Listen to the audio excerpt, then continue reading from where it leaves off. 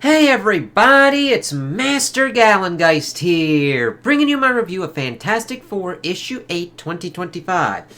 Ooh, that is a gnarly looking cover showing us the Invincible Woman, and we pretty much get her origin story in this one. Alright. Now this was a pretty interesting one. We pretty much see it kind of pop off the same kind of way the normal Fantastic Four does. You know we haven't done enough research into the effects of cosmic rays. They might kill us all out in space. It's back before everything changed. I'm still in grad school, just a kid. A kid with a hopeless crush on a brilliant scientist named Reed Richards. Susan, look, those words in the sky, what do they mean? My name is Susan Storm, of course, seeing Fantastic Four out there. I've just become the invisible girl. You haven't won yet. Even you four can't defeat all of my under-earth horde. It's just seeing fucking Mole Man being dragged away by fucking Reed. It's like, okie dokie. The Mole Man. He was the first time we found it necessary to use our powers. Reed prayed it would be the last. His prayers weren't the kind that got answered, as we see the scrolls kind of popping off in some interesting kind of outfit that's kind of similar to the Fantastic Four. We were fighting alien invaders when I discovered I could do more than just turn myself invisible. I could turn others invisible too. Ben, where'd he go? Not Ben, but where'd he go? As she turns Reed invisible too. I was as shocked as anyone. So shocked I turned visible again. Get her! I was bending light, but more than that, I was making force fields with my mind. As we see her kind of going through doing the force fields as well to protect herself. Don't! As she pretty much uses it to blast him away. And then also kind of pin him to the wall. We surrender. Sis, Susie Q, are you doing this? Yeah, I think I am. Soon after, I began to discover my powers were broader and deeper than any of us suspected. Look out, the gunman, he hit our tire. We're gonna crash, not if I can help it. Hang on, as we see Reed pretty much using his powers to try and replace the tire. I'll stretch to replace the tire, but I don't know how much I can take. It's okay, Reed. I've got you. It was fantastic, as we see her ripping him off and instead putting her own kind of force field on there. It was beyond fantastic, seeing them kind of deal with Sandman and, like, Medusa, and then taking on Dr. Doom and everything. It's like, okay, so what's going on here? My powers were mysterious, much more so than Ben's, Johnny's, or Reed's. Reed wanted to know why. Well, Reed, this kooky hack give you any readings? Sue, it's remarkable. Your powers are greater than any of us even suspected. Oh, do tell, big brain. As we know, light is made of photons, elementary electromagnetic field quanta that are self-propagating, electrically neutral, transverse oscillating waves of electrical and magnetic force. And for the cheap seats, light magnetism, like electricity, like radio waves and X-rays and gamma rays and microwaves, it is an electromagnetic phenomenon, old friend. It's massless and uncharged, and yet Sue bends it anyway.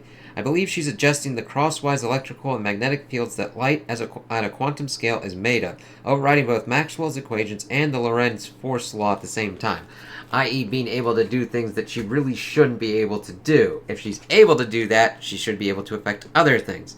It's astounding. Put simply, Susan, if you can command light in this way, then you must also necessarily be the master of every other electromagnetic force in the universe.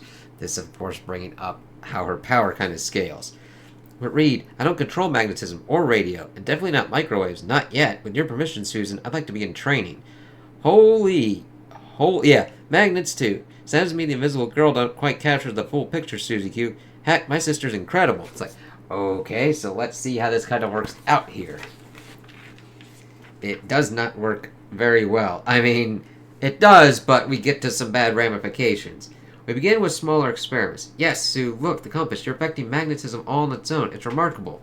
And soon, we'd moved on to larger ones. You're absolutely remarkable. It's like, yeah. Ben was right. I needed a new code name that captured all of what I was, but I couldn't land on one. My powers, or my understanding of my powers, were growing daily, i.e., I don't know what the hell else I could be able to do. There didn't seem to be a meaningful difference anymore, as she pretty much, like, uses electricity and takes them down. It's like, holy shit. I was alone in Paris on a solo mission. I got in a nice hotel. We could afford it. We were celebrities. The world trusted us. And I was having a nightmare. I was alone against endless villains. No matter what I did, it wasn't enough. I was losing more and more. I knew they were going to kill me, but I dug deep. I found strength. I fought back. It's like, okay. Pretty much showcasing that, like, yes, even with getting new and larger power sets, what if it gets to the point where you can't do it enough? And then digging too deep and being able to find that strength to do it, but what is the cost? To some, I bet the electrical energy in their nerves, squeezing their lungs so they couldn't inhale. That's terrifying. Some froze as I turned them invisible, to light, to heat, to everything. That's nuts. Others got microwaves. I didn't stop. I kept it up until I was certain they were dead, and then I woke up. I didn't realize that while I'd been dreaming, my powers had manifested. I didn't realize I'd accidentally killed people in real life, too. And it's nuts. It's like, oh god, seeing her utilizing her powers and then seeing the ramifications, like, oh shit. And I certainly didn't realize that I'd killed everyone. And she's not joking here. Like, it's not just in Paris. Johnny tried to find me in the morning. His power over flames let him survive his freezing. I couldn't face him. I really like how different the kind of paneling is done in this book, too. I couldn't face him, because we see it kind of like being put together. We see one thing, her kind of floating around another, and then normal kind of paneling, but we see different kind of perspective shifts. It's like, cool.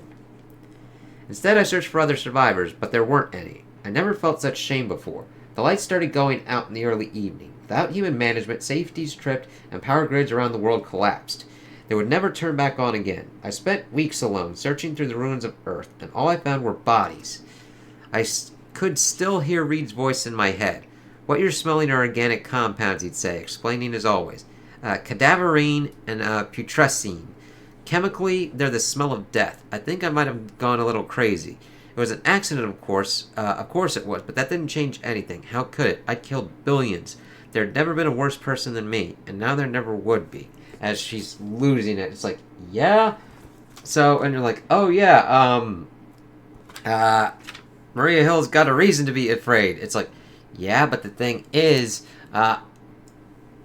if it had happened at the Baxter building, that would be a different kind of matter. Reed should have probably thought up to a point that, like, what if there's a point where she can't control her powers unconsciously? But this Reed didn't. The guilt was indescribable. It was all that I was. There was no way to fix it, to get past it. There was no way I could ever be forgiven. I had only two options. Eventually I chose, and I let Johnny find me as they get together. It's like, okie dokie.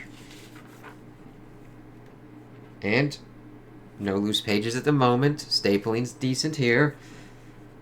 And when he'd calmed, I told him what I wanted to do. Sis, I can't. You can. You have to. I can't live like this, Johnny. I don't want to live like this. And I won't. I promise you, I won't. I need it to go away, one way or the other. You generate light. I bend that light into a laser. I turn my flesh invisible, my skull, so light can enter. And we cook the part of my brain that's making me feel like this. As we see her, the art is gnarly there, showing her skull invisible. It's like, that's not gonna help you. That's gonna probably make you even worse. So it was an accident, a mistake. It's a permanent solution to a temporary problem, Mew. I've got an even more permanent solution if you won't help me. This is the only way. Flame on, Johnny. Please, please don't. I said flame on! And he does, and she's able to bend it and burn it out. And I do like that we see it happen and then black for a minute. It's like, okie dokie. I couldn't change what I'd done to the world, but I could change how I felt about it. The putrescine and cadaverine were still there, only now their scents didn't hit me like a wall. Now they wrapped around me like a blanket. I don't feel bad about anything anymore, and I'll never hear Reed's voice in my head again. And if you burn out all your guilt and regret and shame and horror, do you know what's left? Joy. Only joy. Yeah, but those also tell us what we've done is wrong. If you don't have that,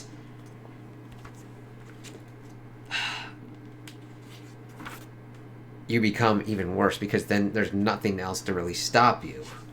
Anyone who ends all life on the planet is not a good person. That's inarguable. Therefore, I'm not a good person. My surgery let me accept that, and it was like a great heavy mass lifting off my chest. No, you just now say that I can do whatever I fucking want, and any negative feelings will never affect me again. I didn't have to do it anymore, to try and fail to be something I'm not. Johnny told me I wasn't thinking clearly. He said this was a mistake, that he just wanted his sister back. I told him I learned there are some wounds that don't kill you, even though they should. But that didn't mean you'd heal from them either. even though she's completely and utterly nuts at this point, that's a valid thing. There are some things that will not heal, and it's hard as fucking hell to even deal with that. They just stayed there. They became a part of you. And when that happened, you could either give up or lean in and truly become what you now were. It's like, yeah, and then she fucking kills Johnny. I told him I'd taken a new name. He told me I'd burned my soul right out of my brain. I concur with him. Somewhere in there we fought.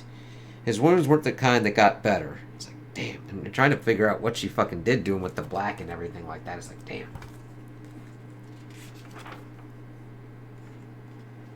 It was thrilling, and there was a whole universe out there. Are we there yet? We're already here, Johnny, at least on a cosmic scale. The wormholes and spatial folds we've exploited have allowed us to travel deep into uncharted space. Galactus must be close. I got something, boss. Throw it up on the big screen, Ben, and let's see. I don't know about you, but that looks to me like power cosmic, a whole bunch of it. Galactus, get us there, Johnny, top speed. And let's hope we're not too late. And we're like, okay, this has to be our Fantastic Four. And I really like how we got it zoomed in on certain people and then seen the whole kind of like space shuttle kind of room there. You're here. Yes, Galactus, we've received your message. Everyone received your message. What happened? Who did this to you? Our universe was recently made larger than we dared dream. It happened at the end of the Reckoning War in Fantastic Four 2018, issue 45, Tom. But the more space and time that exists, the more room there is for everything to happen. Sometimes more than once. Of course, you're saying that with enough space, and enough time, random fluctuations dictate that every possible structure must be formed. Okay, pretty much setting up what's going on with this other Earth. Her world was like yours, except things went poorly. Great Scott, not just a Boltzmann brain, but a Boltzmann world, i.e. something that just sprung out of nowhere. This is kind of evidently another kind of concept of the multiverse where instead of like different universes where you've got the same kind of points, it's where the universe is expanded so much that it gets to a point where it is able to recreate that within the same universe. So it's counter Earth so far away that it's almost like a different kind of multiverse thing. It's same kind of concept, but localized, if that makes sense. Wait, this other Earth, it's filled with people just like us. The odds must be beyond astronomical, right? Sure, but it only has to happen once. I held her back for as long as I could, but her power is fundamental, universal. She's killing me, Susan. Who is? Who is? Me. And then we see her, and damn if she looks kind of crazy there. It's like, god damn. You can call me the Invincible Woman. I've been killing Galactus. And this is where your story ends. And then we just see them looking on like, holy fucking shit. So we get the Fantastic Four fan page, and then a look at now that we're getting into the Invincible Woman fighting the Fantastic Four with whatever her kind of objective is at this point. So this mainly dealt with the origin of the Invincible Woman, which I'm like, okay, I didn't know if this is like the first time we kind of messed with her, or if this is like a reintroduction or whatnot, but I liked how it's, okay, she's got vast more control over her powers, even though she went kind of crazy and then accidentally killed the entire planet, and then eventually Johnny, after utilizing his powers to pretty much burn out anything that would pretty much inhibit her because of how great of a pain it was. And I get that, but now she's become this kind of even more monster, and somebody else is going to have to stop her. So it's like, okay, the Fantastic Four are going to have a hard-ass time doing this. Maybe pushing Sue's powers closer to what Maria Hill was afraid of, but you kind of need her to kind of do that to be able to probably counteract the Invincible Woman. And her pretty much killing Galactus, and it being more of, we're in the same universe still, but since its expansion, unforeseen complications have popped up of creating this other Earth and everything kind of going on with it, with this other invisible girl, invisible woman to the Invincible Woman. And I think that's a kind of cool concept to explore. I mean, I do like the whole thing of like the multiverse, and this is just on a localized scale of like the universe expanding to such a point that like the probability of stuff happening starts kind of like going kind of crazy, and that all things start happening in that universe. So I'm interested to see where this goes. I know that this is the third issue and we're now actually getting into it, so it's a little bit slower than I would think about, but I'm enjoying it. I'm like, okay, we're getting into concepts of like Sue's powers and how she's able to deal with them, what goes on with the universe.